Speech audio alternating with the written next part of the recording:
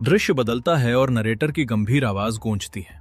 साल 2000 में पूरी दुनिया में अचानक 20 रहस्यमयी टावर्स खड़े हो गए। इंसानियत को संभलने का मौका तक नहीं मिला और मॉन्स्टर्स ने शहरों को तहस नहस कर दिया। ज्यादातर इंसान मारे गए और इस दिन को जजमेंट डे के नाम से जाना गया। लेकिन जो लोग बच गए उनमें से कुछ लोग अवेकन हुए और उन्हें एक अजीब सिस्टम का एक्सेस मिला। तभी हवा में एक चमकती हुई सिस्टम स्क्रीन उभरती है और एक मशीनी आवाज आती है।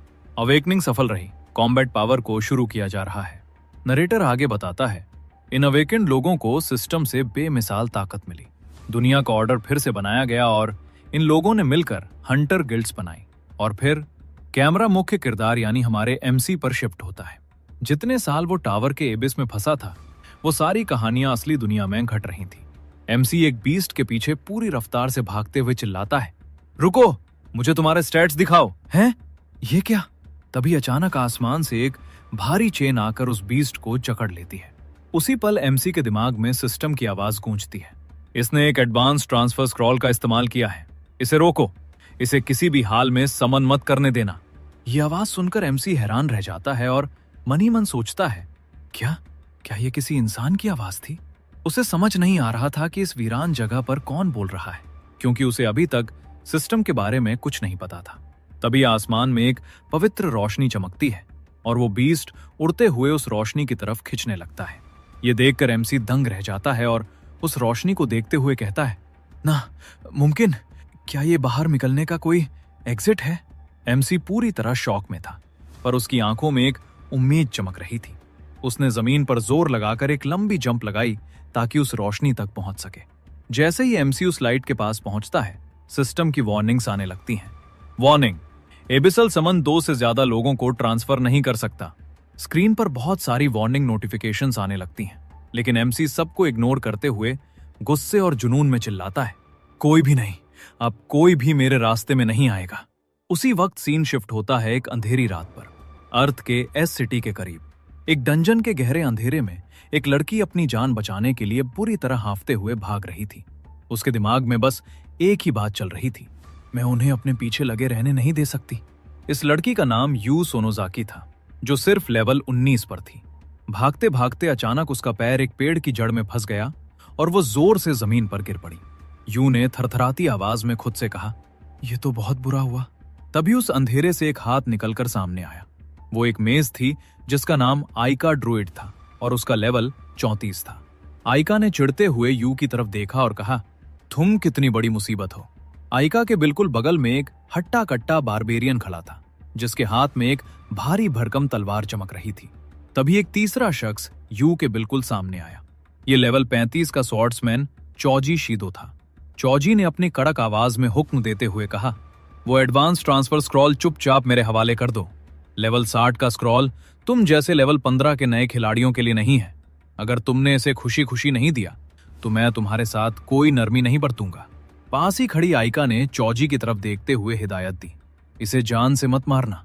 जमीन पर गिरी हुई यू सोनोजाकी ने गुस्से और डर के मारे चिल्लाते हुए कहा, हंटर्स का एक दूसरे पर हमला करना मना है, ये रूल्स के खिलाफ है। यह सुनकर वो ताकतवर बारबेरियन शोसई तोशीदा बड़ी बेशर्मी से हंसने लगा। शोसई ने दहाड़ते हुए कहा, रूल्स? यहां का रूल मैं हूं। शोसई ने अपनी बड़ी सी तलवार उठाई और उसे सीधा यू के चेहरे के पास जमीन में धंसा दिया। जमीन फट गई और यू डर से कांप उठी। शोसई ने अपनी कातिलाना नजरों से देखते हुए धमकी दी, स्क्रॉल ढंग से मेरे हाथ में दे दो तो मैं तुम्हारी हड्डियां सलामत छोड़ दूंगा। लेकिन यू सोनोजाकी पीछे नहीं हटी। उसने गुस्से से अपनी मुट्ठी भींची और कहा, तुम्हें मुझे और मजबूर नहीं करना चाहिए था। इतना कहते ही यू ने उस स्क्रॉल को एक्टिवेट करना शुरू कर दिया। ये देखकर आइका की आंखें फटी की फटी रह गईं और वो घबराकर चिल्लाई, नहीं, वो फोर्स समन यूज करने वाली है, इसे रोको। बारबेरियन गुस्से से पागल हो गया और दहाड़ा, खमीनी कहीं की, वो स्क्रॉल मुझे दे। शोसई तेजी से यू पर हमला करने के लिए झपटा, लेकिन ठीक उसी पल एक तेज रोशनी हुई और यू वहां से गायब हो गई। बारबेरियन दंग रह गया और उसके मुंह से निकला, ये टेलीपोर्टेशन सर्कल। यू सोनोजाकी थोड़ी दूरी पर प्रकट हुई और उसने गुस्से से भरी आवाज में आखिरी बार चिल्लाकर कहा, अगर मैं मरने वाली हूं तो मैं तुम्हें भी अपने साथ लेकर जाऊंगी। उसी वक्त स्क्रॉल से एक तेज नीली और सफेद रोशनी निकलने लगी जिसने पूरे अंधेरे को चीर दिया। बारबेरियन ने शौक में चीखते हुए कहा, जबरदस्ती बुलाया गया है। पीछे से आइका ने अपनी आंखों में खौफ लिए कांपते हुए धीरे से कहा, एक एडवांस मॉन्स्टर जिसे जबरदस्ती समन किया गया हो, उसे कंट्रोल नहीं किया जा सकता। ये सब खत्म करने वाला है, इसे अभी रोको। तभी उस स्क्रॉल से घनघोर ब्लू लाइटनिंग निकलने लगी और वो सभी बुली अवेकनर्स को झटके देने लगी। यू सोनोजाकी ने गुस्से में पागल होकर चिल्लाकर कहा, तुम सबके सब मर जाओ। उस स्क्रॉल की बिजली ने आसमान को चीरते हुए एक गहरा डार्क ब्लू पोर्टल खोल दिया था। ये देखकर वो बारबेरियन पूरी तरह डर गया और बड़बड़ाने लगा, वो एनर्जी, ये बहुत बुरा होने वाला है। तभी उस खौफनाक पोर्टल से जंजीरों में जकड़ा हुआ एक सेरबरस जमीन पर उतरा। वे बुलीज डर के मारे चिल्लाने लगे, वो आ गया। लेकिन जैसे ही बिजली और धुआं छटा, वहां एक छोटा सा लेवल 3 का सेरबरस खड़ा था। ये देखकर उन बदमाश पुलिस की हंसी निकल गई और वे पेट पकड़कर हंसने लगे। उन्होंने मजाक उड़ाते हुए कहा, एक लेवल 3 का सेरबरस, हम बेवजह डर गए थे। देखो तो कितना प्यारा लग रहा है। आजा बच्चे, ये हड्डी पकड़। हम कुछ भयानक एक्सपेक्ट कर रहे थे और निकला ये। क्या इसी रद्दी स्क्रॉल के लिए तुमने अपनी जान लगाई थी? ये तो एक मजाक है। ये सब देखकर यू सोनोजाकी अंदर से पूरी तरह टूट गई। उसने रोते हुए दुखी होकर कहा, क्यों मेरे साथ ही हमेशा ऐसा क्यों होता है? पर अगले ही पल उस लेवल 3 सेरबरस के शरीर को चीरते हुए एक खौफनाक हाथ बाहर निकला और उसने पलक झपकते ही सेरबरस के 2 टुकड़े कर दिए। धुएं और खून के बीच से हमारा एमसी बाहर निकला, जिसका रूप किसी असली डेविल जैसा लग रहा था। बारबेरियन की फटने लगी और उसने हैरानी से कहा, ये क्या बला है? चौजी शिदो डर के मारे हकलाने लगा और बोला, एक इंसान जैसा दिखने वाला मॉन्स्टर? वे चारों के चारों एमसी के ऑरा को देखकर बुरी तरह थर थर कांप रहे थे। जमीन पर पड़े पड़े यू सोनोजाकी ने हैरानी और डर से पूछा, तो तुम? लेकिन तभी एमसी ने एक गहरी सांस ली और धीरे से कहा, मैं आजाद हूं। फिर उसने एक भयानक दहाड़ मारी और पूरी ताकत से चिल्लाकर कहा, आखिरकार मैं उस जहन्नुम से बाहर निकल गया। इस भयानक कहार के बाद वो शख्स पागलपन की हद तक जोर जोर से हंसने लगा। उसकी हंसी में इतनी दहशत थी कि वहां की हवा भारी होने लगी और हर किसी को एकदम दबाव महसूस होने लगा। वो बारबेरियन हंटर थर थर कांपते हुए डर के मारे बोला, सिर्फ इसकी हंसी सुनकर ही मेरा शरीर पत्थर जैसा हो गया है। मैं 1 इंच हिल तक नहीं पा रहा हूं। पास ही खड़ी आइका बुरी तरह घबरा गई और डर के मारे चिल्लाई, ये कैसा खौफनाक दबाव है और ये शख्स आखिर है कौन? उसी पल उस शख्स की नजर सीधा आइका पर पड़ी। जैसे ही उनकी आंखें मिली, आइका की रूह कांप गई। अभी वो कुछ समझ पाती, उससे पहले ही वो बिजली की रफ्तार से उसके बिल्कुल सामने आ खड़ा हुआ। आइका इतनी डर गई कि वो वहीं ठिठक कर रह गई, मानो उसके खून ने काम करना बंद कर दिया हो। उस रहस्यमयी शख्स ने आइका का कंधा कस के पकड़ा और उससे पूछा, क्या ये वाकई धरती है? आइका की हालत खराब थी। उसने हकलाते हुए और कांपते हुए जवाब दिया, हाँ, बेशक ये धरती ही है। ये सुनते ही उसके चेहरे पर एक सुकून भरी मुस्कान आई और वो खुद से कहने लगा, आखिरकार मैं वापस आ ही गया। फिर उसने वहां मौजूद बाकी हंटर्स को ऊपर से नीचे तक देखा और बड़े मजाकिया अंदाज में पूछा, तुम लोग ये क्या नौटंकी कर रहे हो? कोई फैंसी ड्रेस कंपटीशन या कॉस्प्ले चल रहा है क्या? ये सुनते ही वो घमंडी हंटर्स आग बबूला हो गए। बारबेरियन और सोर्ड मास्टर ने गुस्से में अपनी तलवारें निकाली और चीखते हुए उस पर हमला कर दिया। हमारी कोशु गिल का मजाक उड़ाने की हिम्मत मत करना छोकरे। लेकिन अगले ही पल उन दोनों के होश उड़ गए। उन्होंने जितनी ताकत से हमला किया था, उस शख्स को एक खरोंच तक नहीं आई। उल्टा जैसे ही वो महंगी और हाई रैंक तलवार उसके जिस्म से टकराई, वो वहीं तिनके की तरह टूट कर बिखर गई। ये देखकर उस शख्स का दिमाग घूम गया और वो गुस्से में उन्हें घूरने लगा। बारबेरियन डर के मारे पीला पड़ गया और उसके मुंह से निकला, ये कोई इंसान नहीं बल्कि एक राक्षस है। जैसे ही उसने मॉन्स्टर शब्द सुना, उस शख्स का गुस्सा 7वें आसमान पर पहुंच गया। उसे वो बारबेरियन अब इंसान नहीं बल्कि एक शैतान दिखने लगा था। उसने तुरंत उस बारबेरियन का गला दबोचा और अपनी पूरी ताकत के साथ चिल्लाया, मुझे अपना नंबर दिखाओ। उस वक्त उसके शरीर से इतनी खतरनाक ऊर्जा निकल रही थी कि देखने वाले की रूह कांप जाए। बारबेरियन दर्द से तड़पते हुए बोला, ये तुम किस नंबर की बात कर रहे हो? मुझे कुछ समझ नहीं आ रहा। ये सुनकर उस शख्स को थोड़ा होश आया और उसने उसका गला छोड़ दिया। मौत के मुंह से वापस आते ही डर के मारे उस बारबेरियन की हालत इतनी खराब हो गई कि उसकी पैंट गीली हो गई। वो जमीन पर गिरकर हकलाते हुए बोला, इतनी ताकत होने के बाद भी मैं इसके सामने कुछ नहीं हूं। उस शख्स ने उन सब की बकवास सुनी और बड़ी गंभीर आवाज में बस इतना कहा, यहां से दफा हो जाओ। वो सारे डरपोक हंटर्स वहां से अपनी जान बचाकर भागे, लेकिन जाते जाते गुस्से में ये जरूर कह गए, तुम इस गुस्ताखी के लिए पछताओगे। यू सोनोजाकी उस शख्स को देखते हुए अपने मन में सोचने लगी कि आखिर इसमें इतनी ज्यादा ताकत कहां से आई। उसने उसके जिस्म पर बने उन खौफनाक निशानों को देखा और उसकी रूह कांप उठी। उसने सोचा कि आखिर ये है कौन? क्या ये कोई शैतान है जिसे उस ट्रांसफर स्क्रॉल के जरिए नर्क की गहराइयों से यहां बुलाया गया है? तभी वो धीरे से मुड़ा और उसने अपनी गहरी नजरों से यू सोनोजाकी की तरफ देखा। उसने एक ठंडी आवाज में पूछा, इस टावर को आए हुए अब तक कितने साल हो गए हैं? पहले तो ये अचानक सवाल सुनकर यू सोनोजाकी डर के मारे एकदम चौंक गई। उसका पूरा बदन कांप रहा था। उसने डरते हुए जवाब दिया, ये 5वां साल है। ये सुनने के बाद उसने वही बात दोहराई और हैरानी से कहने लगा, क्या ये सच में धरती ही है? फिर वो यू सोनोजाकी की तरफ देखकर सवाल करने लगा, तुम ये कैसा सवाल पूछ रही हो? और ये ट्रांसफर स्क्रॉल, तुम्हारे ये अजीब कपड़े, ये सब चक्कर क्या है?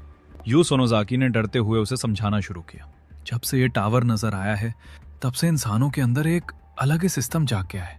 वो ये सुनकर गहरी सोच में डूब गया और अपने मन में हैरान होकर सोचने लगा कि क्या बाहर की दुनिया इतनी बदल गई है? सिर्फ उन 5 सालों में जब मैं उस नरक में फंसा हुआ था, सब कुछ बदल गया।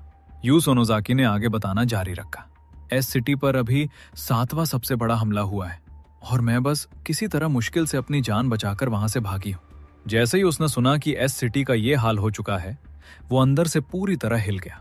उसने हैरानी से सोचा, एस सिटी? मैं तो वही रहता था। उसने तुरंत लपक कर यू सोनोजाकी को पकड़ लिया और घबराहट में पूछा, अब इमाई सिटी का क्या हाल है?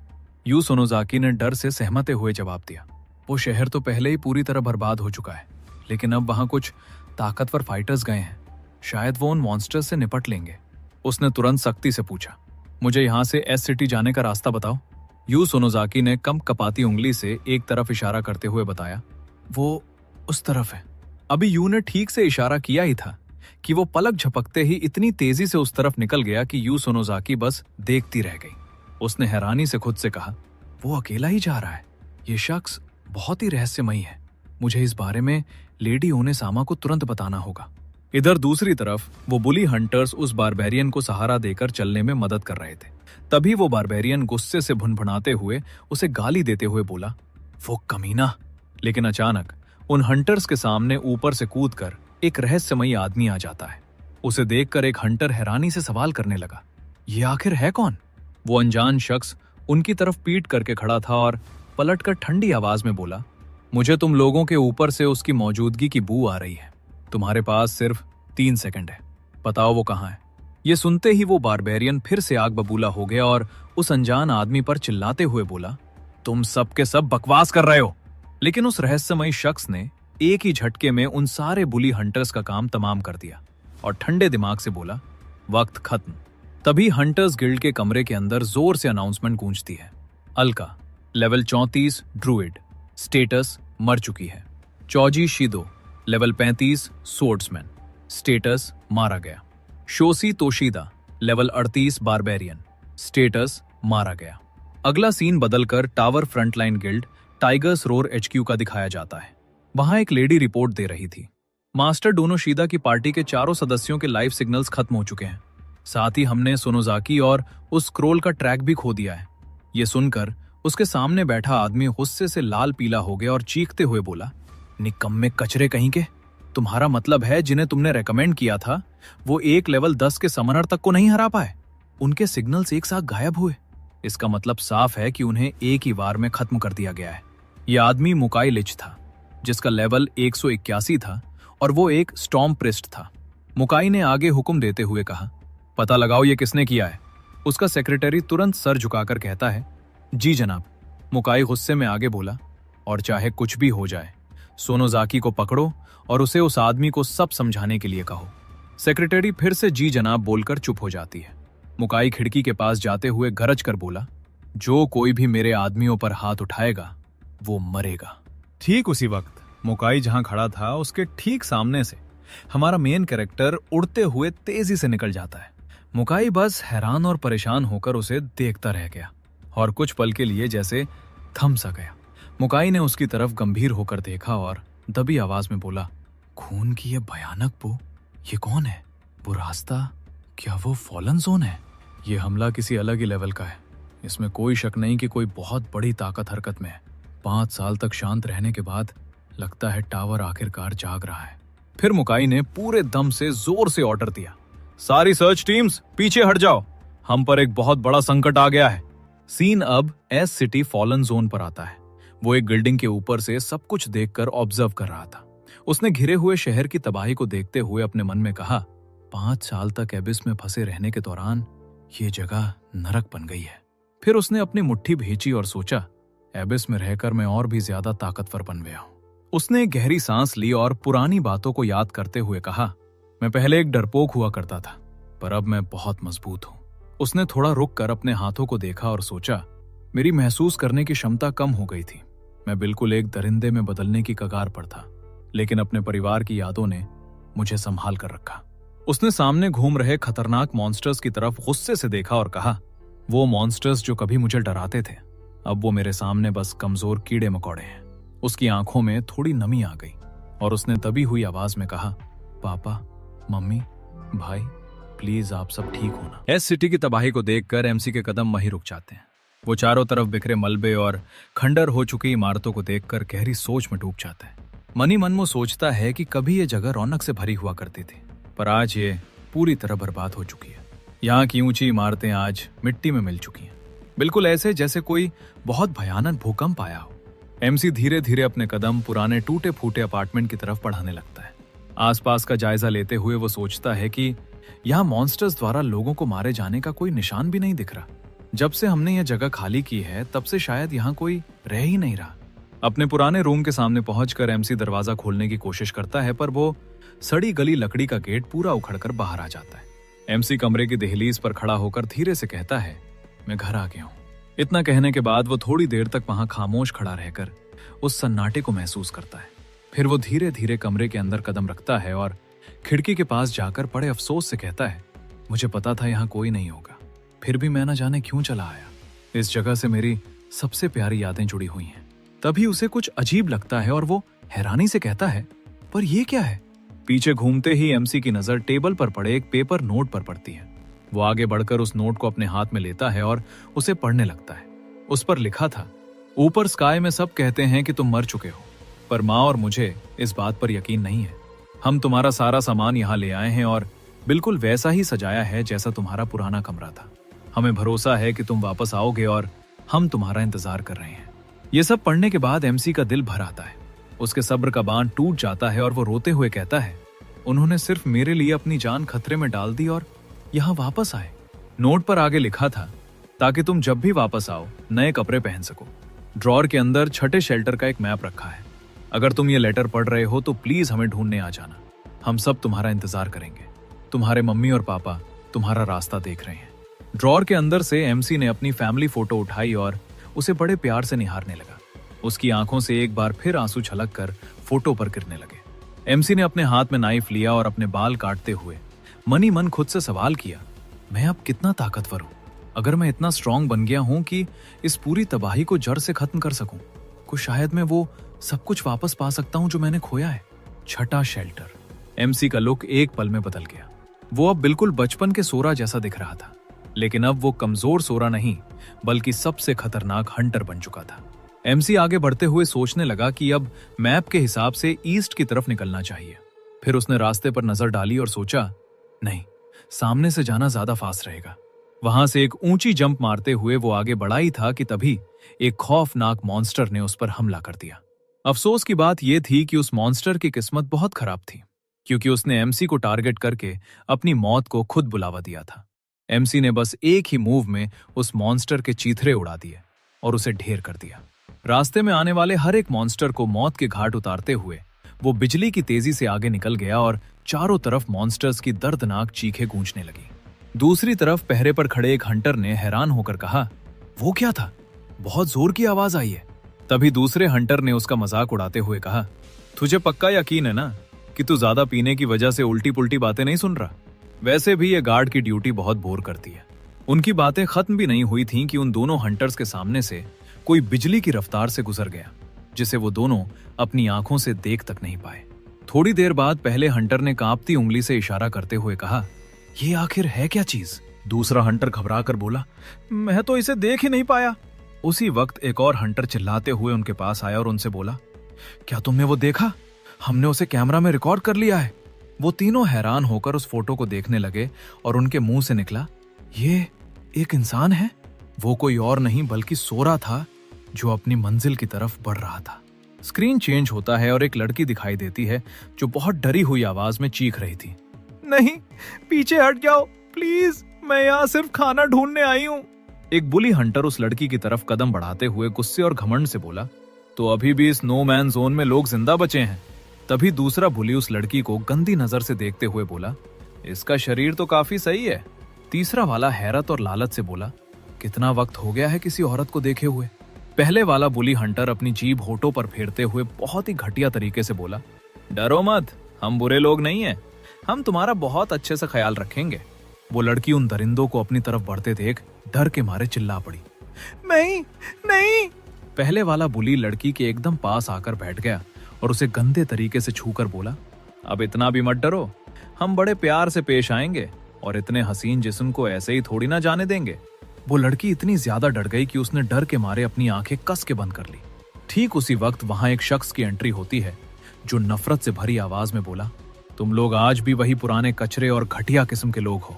ये कोई और नहीं बल्कि हमारा एमसी था। ये कहते हुए एमसी उन बुल्स को ऐसी नजर से देख रहा था जैसे उन्हें वहीं ढेर कर देगा।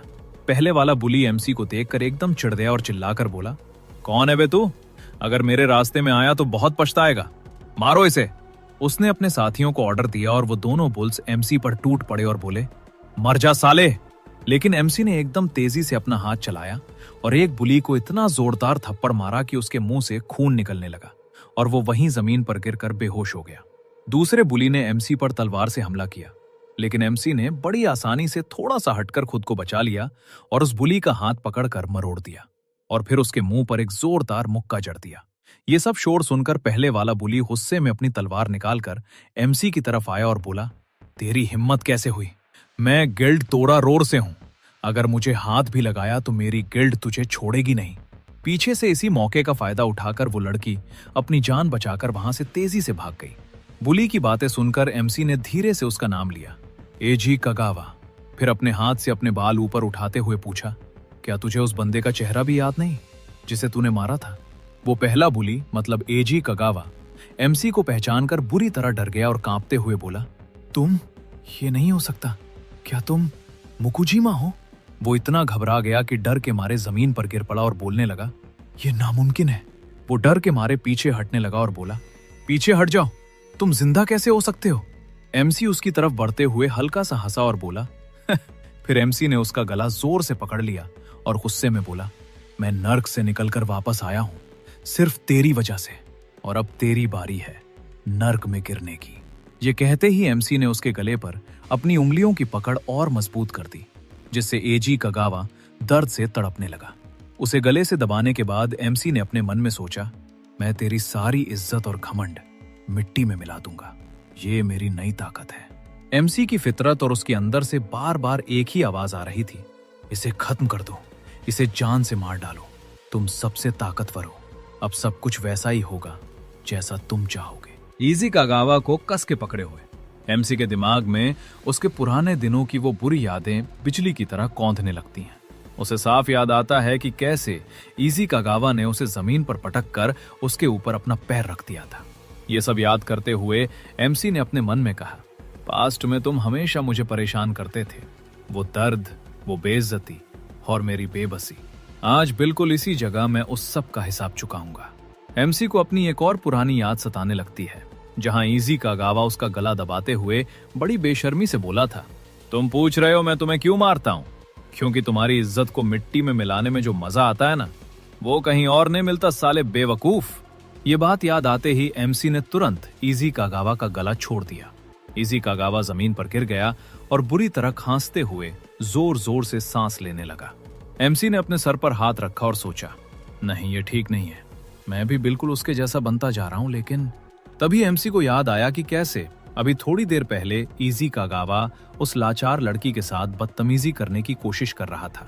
ये सोचते ही एमसी ने गुस्से से इजी कागावा की तरफ देखा और मन ही मन बोला, अगर मैंने इसके जैसे घटिया आदमी को ऐसे ही छोड़ दिया तो ये आगे और भी मासूम लोगों को अपनी हवस का शिकार बनाएगा। एमसी ने एकदम गंभीर और भारी आवाज में इजी कागावा की तरफ देखकर कहा, इजी कागावा, तुमने मुझे मारने की कोशिश की लेकिन मार नहीं पाए, इसलिए मैं भी तुम्हें जान से नहीं मारूंगा। लेकिन इसका मतलब ये नहीं कि मैं तुम्हें ऐसे ही जाने दूंगा। जमीन पर पड़ा हुआ इजी कागावा डर के मारे थरथराते हुए पूछने लगा, तू मेरे साथ क्या करने वाला है? एमसी ने पुरानी बातों को याद करते हुए साफ कहा, उन 2 सालों के लिए जब तुमने स्कूल में मुझे सताया था, उसके लिए एक मुक्का, किसी कमजोर को परेशान करने के लिए एक और मुक्का, और मुझे ट्रक के आगे धक्का देकर मारने की कोशिश करने के लिए 2 मुक्के। एमसी ने बात खत्म करते हुए आखिरी बार चेतावनी दी, अगर तुम मेरे ये 4 मुक्के झेल गए तो समझ लेना हमारा हिसाब बराबर हो गया। कागावा कांपती हुई आवाज में गिड़गिड़ाते हुए बोला, मुझसे गलती हो गई, मेरी ही भूल थी, मुझे माफ कर दो। अगर मैंने तुम्हारा एक पंच भी खाया तो मैं मर जाऊंगा। कागावा की गिड़गिड़ाहट को अनसुना करते हुए एमसी ने उसका शर्ट पकड़ा और ठंडे दिमाग से कहा, चिंता मत कर, मैं तेरे साथ थोड़ी नरमी बरतूंगा। कागावा की आंखों में एमसी का खौफनाक साया साफ दिख रहा था। अगले ही पल एमसी ने उसे पीटना शुरू किया। 1 पंच, 2 पंच और फिर लगातार मुक्कों की बारिश होने लगी। हर एक वार के साथ खून के छींटे चारों तरफ उड़ रहे थे। ये सब देखकर बचे हुए दोनों पुलिस दहशत के मारे वहीं पत्थर बनकर खड़े रह गए। उनकी आंखों के सामने मौत का नंगा नाच चल रहा था। जब एमसी का मन भर गया तो उसने चिल्लाते हुए कहा, खड़ा हो जा। कागावा खून में पूरी तरह लथपथ था। उसने गिरते पड़ते हुए दम तोड़ती आवाज में कहा, नहीं, बस और नहीं, मुझे मार डालो। तभी एमसी ने अपना पैर उठाया और पूरे जोर से उसके मुंह पर दे मारा, जिससे उसका सिर जमीन में धंस गया। एमसी ने कागावा की हालत मौत से भी बदतर कर दी थी। उसकी हालत पर तरस खाने के बजाय एमसी ने अपने मन में सोचा, इसके हाथ पैर काट देना और दोनों आंखें फोड़ देना ही बराबरी का इंसाफ होता। फिर एमसी ने पीछे खड़े उन दोनों पुलिस की तरफ तिरछी नजर से देखकर कहा, इसे अस्पताल ले जाओ। वो दोनों डर से कांपते हुए सिर्फ इतना ही बोल पाए, जी सर। एमसी ने खड़े होकर आखिरी बार उन्हें चेतावनी दी, आज के बाद मेरे सामने दोबारा मत आना। इतना कहकर एमसी वहां से एक जबरदस्त जंप लगाता है और तेजी से अपनी मंजिल की तरफ निकल जाता है। रास्ते में वो अपने मन में सोचता है, कचरे की सफाई तो हो गई, अब आगे बढ़ते हैं, मैं घर जा रहा हूं।